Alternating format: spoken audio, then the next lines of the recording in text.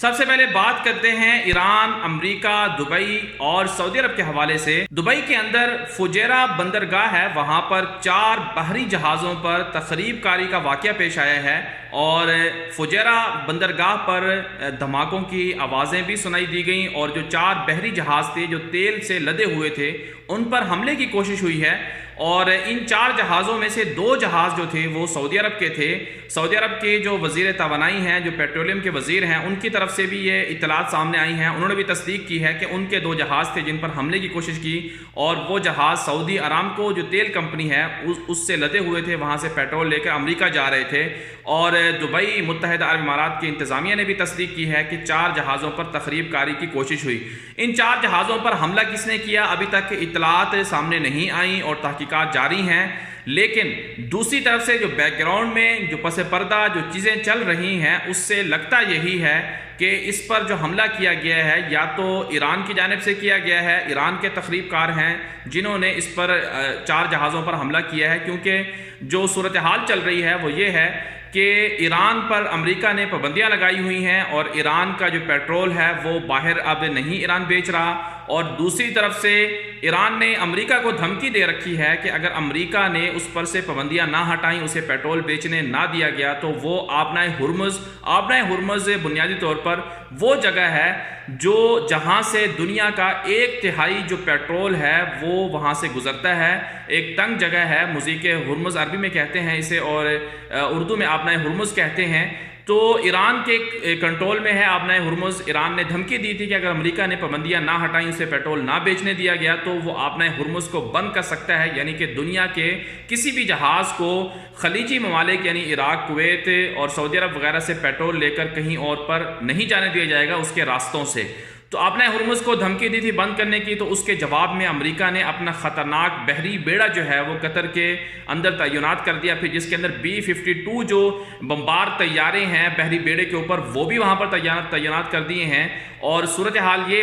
چل رہی ہے کہ ایران نے یہ کہا ہے کہ اگر امریکہ باز نہ آیا تو وہ یورینیم کی جو افزودگی ہے وہ بھی جاری رکھے گا، ایٹمی ہتھیار بھی بنائے گا۔ تو پس پردہ یہ چیزیں چل رہی ہیں اور اسی دوران 4 بحری جہازوں پر حملہ بھی ہو گیا، جس میں سے 2 سعودی عرب کے جہاز ہیں۔ تو کیا ایسا ہونے جا رہا ہے کہ اب امریکہ جو ہے وہ ایران پر حملہ کرے گا اور ایران کے اندر اب نئی جنگ چھڑنے جا رہی ہے، یا پھر دوسری طرف سے کچھ لوگ یہ بھی کہہ رہے ہیں کہ یہ ایک شرارت ہو سکتی ہے امریکہ کی جانب سے کہ امریکہ ایران کے ذریعے سے خلیجی ممالک کو کاؤنٹر کرنا چاہتا ہے۔ امریکہ نے ایران کو بظاہر یوز کیا ہے۔ میں یہاں پر ایک بات اور بھی کہنا چاہتا ہوں، میرے یوٹیوب چینل دنیا میرے آگے پر بہت سی ویڈیوز جو میں اس سے پہلے بنا چکا ہوں، بہت سے لوگ مجھ پر اعتراض کرتے ہیں کہ آپ ایران کی مخالفت کرتے ہیں یا آپ کسی کے ایجنڈے پر کام کر رہے ہیں۔ تو میں اپنے ان تمام دوستوں کو یہ کہنا چاہتا ہوں کہ میرا مقصد ایران کے خلاف کوئی پروپیگنڈا مہم چلانا نہیں ہے اور نہ ہی کوئی ایسی کسی کی ذریعے سے یا کسی کی وجہ سے میں یہ کام کر رہا ہوں،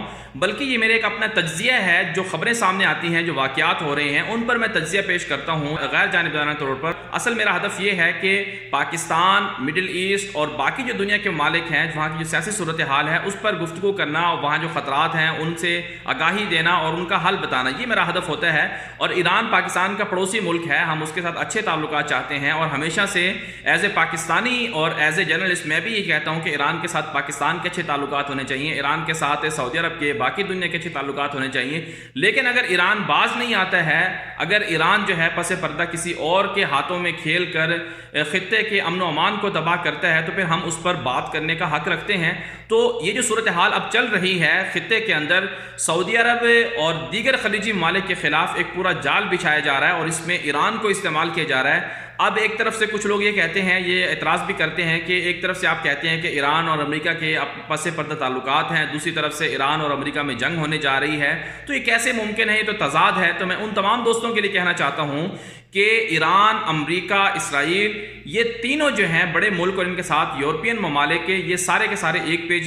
پیج پر ہیں، چاہے ان کے ساتھ رشیا ہو یا پھر چائنا ہو، یہ سارے کے سارے جو ہیں یہ ایک بلاک ہے، یہ ایک پیج پر ہیں اور دوسری طرف سے اسلامی دنیا ہے، پاکستان ہے، خلیجی ممالک ہیں، سعودی عرب ہیں، وہ دوسری طرف ہیں، اور ان کے اچھے تعلقات کا مقصد یہ نہیں ہے کہ یہ بظاہر دنیا کو ایک دوسرے کی دشمنی نہ دکھاتے ہوں یا ایک دوسرے کے سامنے ایک دوسرے کے مخالف اپنے آپ کو بنا کر پیش نہ کرتے ہوں۔ دنیا کو تو یہ دکھایا جا رہا ہے کہ ایران امریکہ کا دشمن ہے اور امریکہ ایران کا دشمن ہے، اور اسی لمحے میں کچھ چھوٹی موٹی لڑائی بھی ہو سکتی ہے، جس طرح سے شام کے اندر ہوا کہ شام کے اندر جو ایرانی جو اڈے تھے، مرکز تھے شام کے اندر، وہاں پر اسرائیل نے بمباری کی، بظاہر ایسا ہوا ہے، لیکن جو بڑا ٹارگٹ ہے وہ کبھی نہیں ہوگا، کیونکہ اصل جو پس پردہ تعلقات اس میں یہ بات طے کی گئی ہے، یہ جو معاہدے ہیں ان کے ساتھ ایران اور امریکہ کے درمیان میں، وہ یہی معاہدے ہیں کہ بظاہر دنیا کو بتایا جائے گا کہ امریکہ اور ایران آپس میں دشمن ہیں، لیکن کوئی ایسی بڑی کارروائی نہیں کی جائے گی، ایسی بڑی کوئی پلاننگ نہیں کی جائے گی جس سے بشار الاسد کو اقتدار سے الگ کر دیا جائے، یا پھر حسن روحانی خمینی انقلاب کے بعد کے جو لوگ ہیں ان کو نظام سے الگ کر دیا جائے، یہ کبھی نہیں ہوگا۔ اب جو صورتحال نظر آ رہی ہے کہ امریکہ اور ایران میں کیا جنگ ہونے جا رہی ہے، لگ تو یہی رہا ہے کہ اگر جنگ نہیں ہوگی، اگر جنگ ہوتی بھی ہے تو چھوٹی موٹی لڑائی ہوگی، لیکن وہ لڑائی دراصل بہت بڑی جو پلاننگ ہے، بہت بڑا جو منصوبہ ہے، بہت بڑی جو جنگ ہے، اس کی طرف پیش قدمی ہوگی، اور وہ جنگ ایران اور امریکہ کے درمیان نہیں ہوگی، بلکہ وہ جنگ جو ہے وہ خلیجی ممالک کے خلاف یا پاکستان کے خلاف ہوگی۔ اب کرنا کیا ہے کہ 4 بحری جہازوں پر جو حملہ ہوا ہے یہ انتہائی افسوسناک ہے، ان کے حملہ کرنے والوں کو ڈھونڈنا ہے، کہیں ایسا تو نہیں ہے کہ امریکہ نے خود ہی حملہ کروا کے ایک معاملے کو